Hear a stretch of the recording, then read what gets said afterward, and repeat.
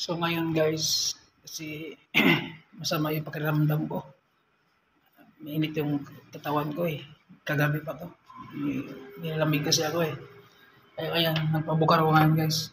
Tingnan mo guys oh. Ito yung bukar namin guys. Tapos nilagyan ko ng Vicks para maamoy mo yung Vicks talaga sa lalamunan mo.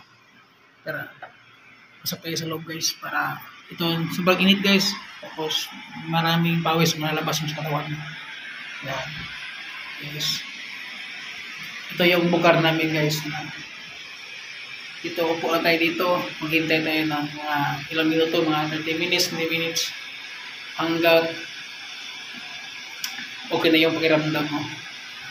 Kasi yung katawan mo guys, punong-punong pawis yan. Kasi sobrang init. Yan, usok ko yan. Usok. Diba guys? Guys oh. Punong-puno kong pawis guys. Doon sa bukar. Diba? So ngayon guys, pagkaganda yung pakiramdam mo ba yan? Labas yung lahat ng mga init sa katawan. Kailangan tubarin guys kasi para hindi mabasa yung damit natin.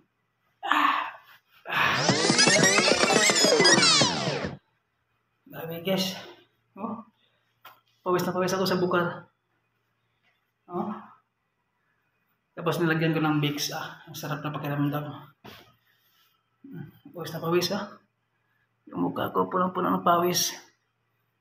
Grabe.